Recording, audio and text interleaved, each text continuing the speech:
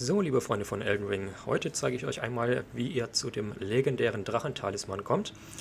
Der ist sehr praktisch, weil er euch 20% von dem körperlich erlittenen Schaden absorbieren kann und somit zum Beispiel auch für die Klasse der Magier sehr nützlich sein kann. Wo findet man ihn? Da zeige ich euch als erstmal hier die Übersicht. Wenn wir die hier einmal sehen, da haben wir hier den Berggipfel der Riesen und hier oben haben wir dieses Sonderareal. Im Sonderareal, hoppala, da war ein bisschen schnell, habt ihr hier einmal den Abwasserkanal. Da müsst ihr rein. Ich bin da jetzt schon, deswegen müssen wir jetzt nicht extra hingehen. Vom Leuchtfeuer aus habt ihr zwei Ausgänge, wie man sieht. Ihr geht dahin, wo das Wasser bergab fließt, also nach rechts. Und dürft dann hier so ein bisschen von Baum zu Baum klettern oder laufen, wie man es möchte. Naja. Gut, nachdem ihr also links hier rausgelaufen seid, seht ihr hier direkt so einen Querbalkenvorsprung, wie man es auch immer nennen möchte.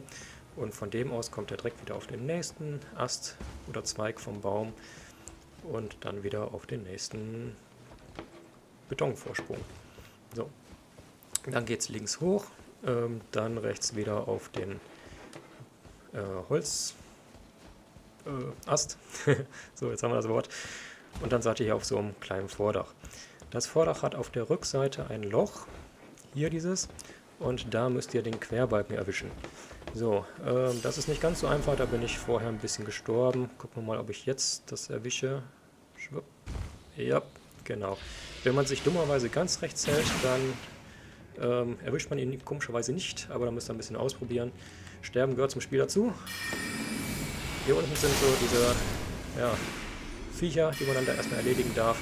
Wenn ihr nicht den Magier habt, also als Magier ist das natürlich ganz schön, dann kann man die einfach schön abschießen. Ansonsten nehmt ihr am besten Pfeil und Bogen. Gut, wie auch immer. Jedenfalls von hier aus gesehen kann man dann schön einen nach dem anderen platt machen.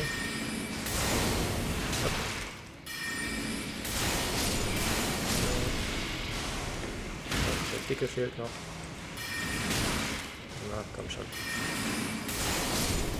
So. Okay, jetzt war ich ein bisschen unvorsichtiger, weil ich euch eben alles erklärt habe. Ansonsten würde ich natürlich ein bisschen mehr die Deckung aufsuchen.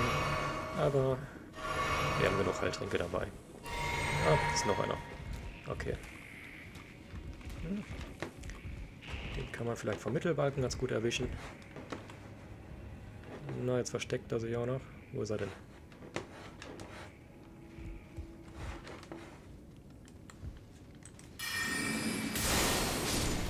Ist noch einer.